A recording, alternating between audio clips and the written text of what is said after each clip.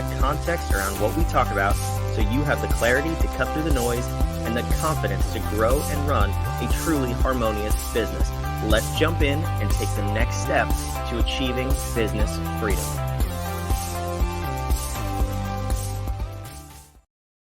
Hey, business freedom sounds awesome. Should we help people with business freedom? We do help them with that. With clarity, confidence, and community, we do help them do that. We do many more things than that too. But and we do it. Let's let Len discover that. What are we talking about today, Brandon? We're talking about this thing. So I've noticed this thing. I've talked to a lot of people, and it seems to be a common issue. It's this 1 to 5-ish million, 1 to 3 million in revenue is really sticky. Businesses get there and they stay there for a long time. Some people power right through it because they're set up the right way. Fantastic. Some people stay there, get stuck, and others eventually fade off because it's hard to continue to run there. It's a stressful place to be. It's like this glass ceiling. What is it? It is don't get stuck in molasses swamp. We're playing Candyland. Everything's fun. It's beautiful scenery, but we just can't get somewhere. Why is that, Brandon? You've been talking about you. Hey, Brandon. Hey, Brandon, Sean. You run a top-rated 1% kind of rated podcast show talking to entrepreneurs who are stuck in molasses swamp. Are there reasons for that? Just in general, you can riff and jam. I don't need the polished answer on the one true key, but just what are some of the reasons? I'll give you the general consensus answer. To be clear, we are not a 7-figure podcast, but yes, we talk to a lot of people in this range. No, I know, but that top 1% show, it is monetized, but it's not 7-figure monetized. Anyway, topic for a different day. But these people, yes. So we talk to a lot of different people. We talk to people on the consultant side. Not necessarily all consultants. We have marketing experts, health experts, people like that, helping business owners grow their businesses in a specific area. Awesome. We also have the people who are business owners, who are running successful businesses. And the ones that are in this range or approaching it, they tell me the same things. And these people who are experts on the other side, they see the same things in their clients. And it comes down to the person who's running the business usually is the one who started the business. 99 times out of 100, the founder, the person who had the original idea, they were a solopreneur and they grew it up to that 7-figure mark. They've taken the path that got them to where they are, and they're just trying to do more of it. So not that those paths don't work, not that they're doing anything wrong. It's just that equation of doing more doesn't equal more. It's the law of diminishing returns, right? Yes. The other thing is, and it's really more of a mindset than anything else, is they're acting as a operator. Like they're task rabbits, just like, and that's what they're empowering all their employees to be, is more task rabbits. They're at the center of decision making, and they are required for the business to get anything done and move forward. And these symptoms, if you will, present themselves over and over and over from both sides of that coin. How do you feel about that? And Brandon, well, why don't they just look around them and see what every other entrepreneur is doing? Well, Sean, funny you ask, because what do they see when they look at what everyone else is doing? Everybody's doing the same thing. So it's got to be right because everybody's doing it. Correct, obviously. And we are making money. When people go, God, you work so hard. Well, my parents appreciated hard work, and nobody wants something for nothing, right? Unless we're dire straits, right? Nobody wants money for nothing. We need to work hard. And everybody else who's making this kind of money, which most people aren't making this kind of money running their own thing. They have to be a corporate executive suffering and slaving away. At least I'm not that. See, I'm free and I'm an entrepreneur and I'm making this much money and I have employees and I have a good lifestyle.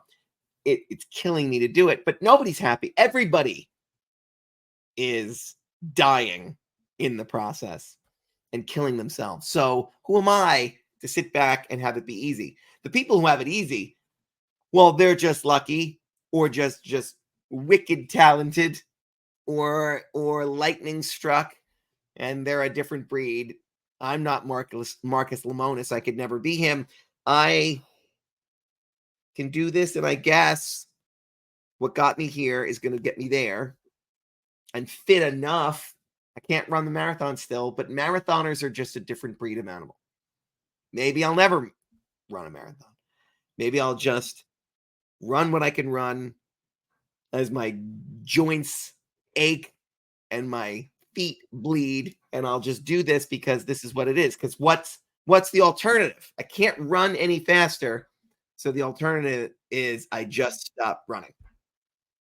Is that the essence of essentially the feeling of what these people are saying? Yeah, pretty much. I mean, even if you look at, you mentioned the big fancy corporate job making a lot of money. Most people don't even have, they're not even close to that. Their business could be making a few million in revenue, but they don't have the luxury and the flexibility that those people do, because they get time off. They get time away from their business, away from their cell phone and their email inbox And you know what to make decisions. the people do at those big businesses? The person who's making the big corporate salary to just do strategy, because that's all I do. They don't have to worry about sales or marketing. You know who worries about sales? The salesperson. And you know why that salesperson doesn't worry about selling? Because they don't fulfill on any of the back end. So of course they can lean into their salesmanship and sell and do nothing but sell. And well, you know, Gary, he's always selling. He's a salesman. He's a born salesman. But can he actually deliver on anything? No. So he's great. Gary's exactly where he should be, making big money to do that thing for this machine. As entrepreneurs, you are the machine, or a lot of it, until you set up these other places. Now, if you're struggling at that place, that cap, you do have people who are focused, hopefully, on each of these elements. So you're not doing all of them, but you're still doing so much of them that you can't scale past it. You're still holding on to too much stuff. We know you're holding on to too much stuff because you just told us you're stuck. You're holding on to too much stuff. No, I'm not. Oh, so you're not stuck. Yes, I am. One or the other. We're not going to let you wiggle and say, I'm holding on to the exact right amount. But other stuff is stopping me. You're the leader. Nothing is stopping you but you. Well, my people can't handle it. You hired them. You train them. You manage them. You lead them. What do you mean? It's them. It's Gary again. We're going to just go, who's the guy? It's Phil. Phil doesn't do anything around here. That's on you. Well, my partners, I have these JVs and they're not pulling the way. That's on you. Well, my supply chain got screwed up and market dynamics are shifting and my competition. That's on you. I can't control any of that. That's external. You have to ameliorate the damage. You have to see it coming. You have to ward yourself off from some of those things that can happen. You have to be ready to pivot when they do. That's all on you. How well you do it, or how well you find the people to help you do that. That's on you, and it's a lot. And so sometimes we just say, I'm not going to fight that fight. I could just be here because everybody else is normalizing this pain. It's kind of like when you're sick, you have like a nagging injury and it's been forever, and suddenly it clears up and you go, oh, I had no idea how sick I was until I wasn't sick anymore. So we normalize the pain of being an entrepreneur by looking around and commiserating with each other and going to marketing conferences with marketers, marketing to marketers, talking about the struggles and trials and tribulations of marketing. My God, we've put ourselves in the room of other people with this shared pain with no way out. Sounds like I'm taking a swipe at Alcoholics Anonymous, but I'm like, why would you go into that room and say, I'm going to identify as a person who has this thing. I have the status of being an entrepreneur. Therefore, I'm in pain and grinding against, and hey, I'm down with the struggle. And when lightning strikes, maybe we'll get there. It's not the definition I'd give myself if I wanted to be something other than that. That's actually a funny example. I never thought of it that way, but so not to pick on AA, I've never been. For those of you who have, that's okay. I hope you got better. But if I were an alcoholic, as a matter of fact, the room I should be in is CA, Coffeeholics Anonymous. But if I wanted to quit that thing, why would I go into a room of other people trying to quit? Shouldn't I go to a room of people who have already gone past it? Well, I think yes. So I think the first point is,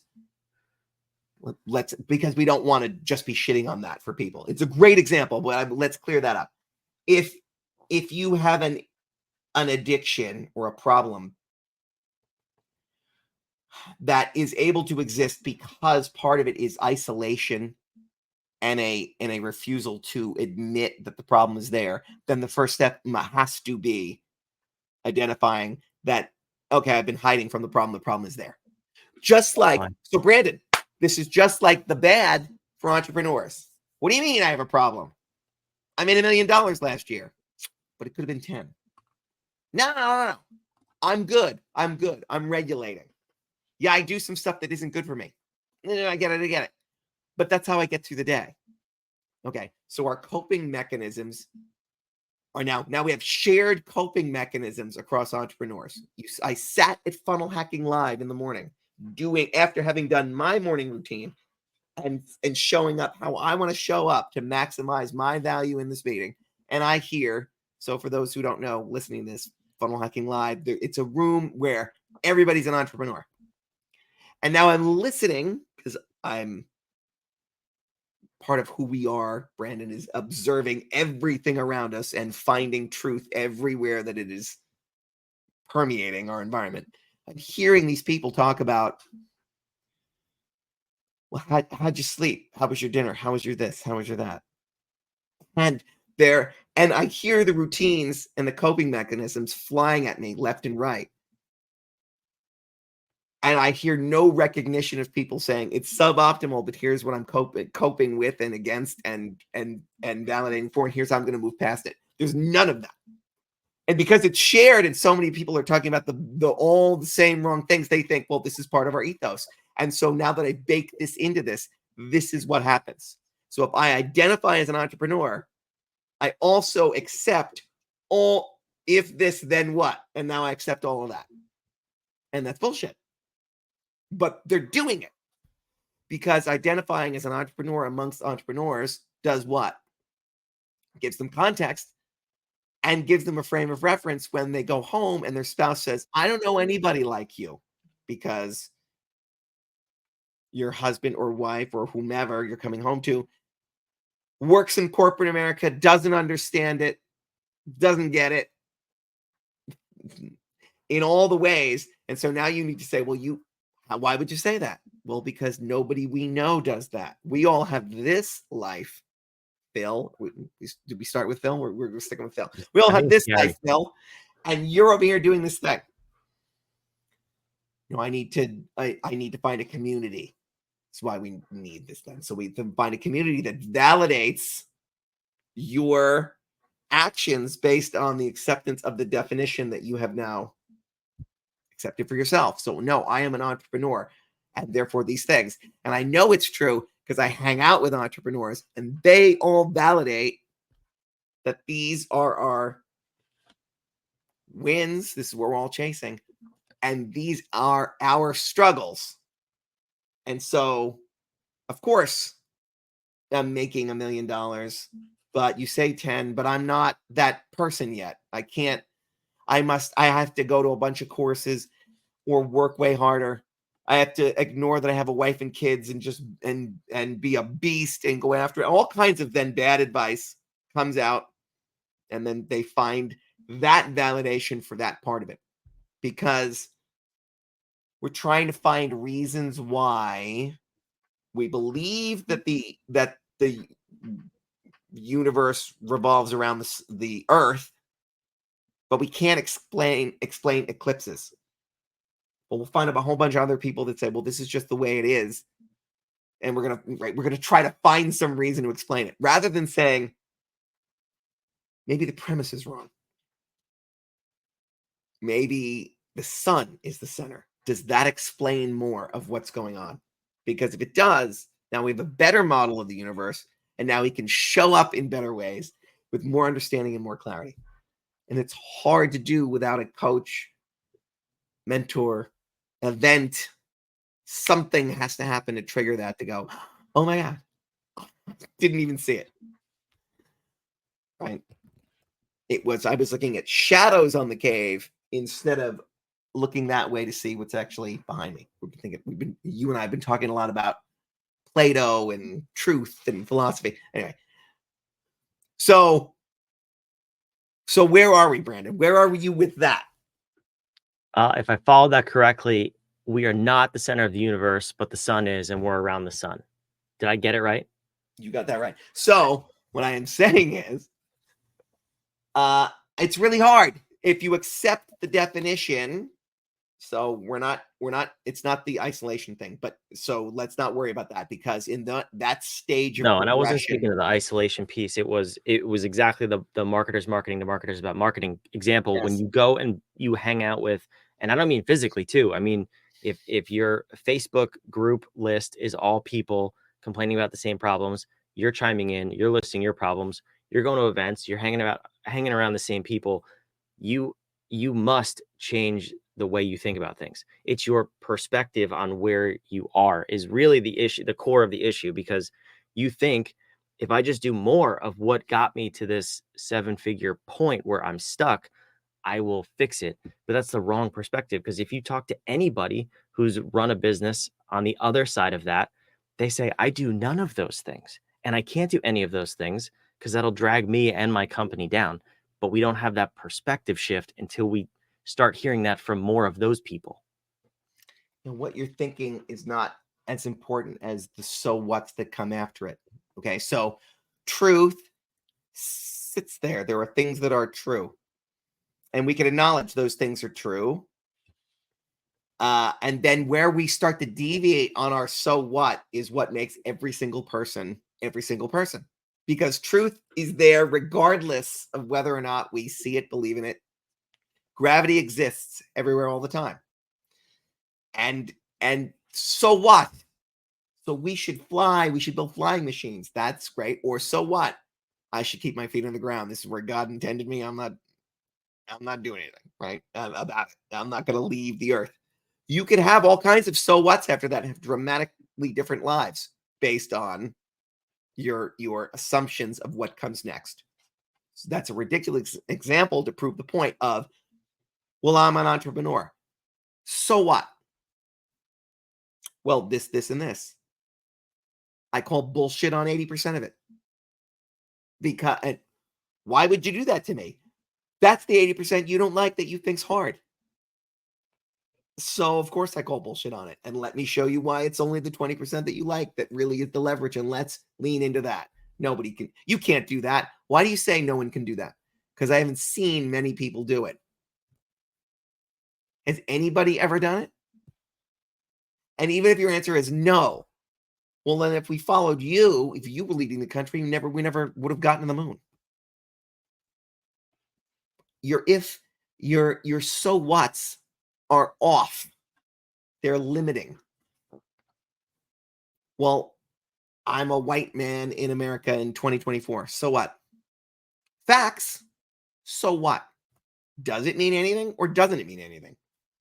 I prefer to say it doesn't mean anything. So then act like it doesn't mean anything. And if somebody else says, oh no, that comes with baggage and problems and issues, and do you see what they're doing now? And it's the reverse discriminate, all this bullshit. If you say so, what does your acceptance of victimhood get you? Nothing. A community that I can commiserate with, to give myself excuses for not doing better. Fuck all the way off. You're screwing yourself. I don't like it. Not for me. It doesn't impact me. For you. What are you accepting? What are your so whats in any definition or any acceptance of anything that you find to be true? And your so whats then define where you go. I am a white man in America in 2024. So what? So I am a funky MFer that everybody wants to have coaching them. Why would that be it? That's what I'm running with, because my so what's define who I am and how I show up in the world and what I get done. That's why. That's why I would do it. Why wouldn't you do it? I don't want to do it because I want to make sure that my assumptions about the world align with every single other unsuccessful person I've ever seen. Knock yourself out, dude. It's a big room. I love it. So we promised the people that we would tell them not only where this sticking point is and how they got here, but how to scale past it. But So here's what I believe in. Go ahead. As we are almost out of time here. I believe in clickbait titles. I love them. They're near and dear to my heart. You do. And I do want to deliver on that. We do not believe, however, on a one-size-fits-all business model. So I cannot tell you that specifically for you listening until I see the results of the bad. We already mentioned it. So step 1 is go take the bad. Step 2 is acknowledge that other people have gotten past this point, have gotten to it, through it, well beyond it. Let's look at the biggest companies in the world. It's possible. It's possible for you. I just am not going to sit here and say, here's the 3-step process to scale past 7 figures. No, it should be custom for you and your business and your vision. The 3-step process is first accept that you are stuck because you are not seeing what is holding you back. And your model of the world is wrong. It doesn't explain a solar eclipse, so your model is wrong. Step 2 is get clarity. There's lots of ways to do that. We have a way. Take the bad, and in less than 8 minutes, you'll find out where your big sticking points are that you don't see. Step 3 is do something about it. So what? Hey, my model was wrong, and now I see that I'm digging in the wrong place. So what? So you're an idiot and a loser, and your business should be shuttered, or you're a person who saw it and now is going to do something about it. And you're an entrepreneur and you're stuck in that place because you're somebody who takes action. So continue to accept that part of your definition, take action, do something about it. Brandon, we got to go change lives in another room. Let's do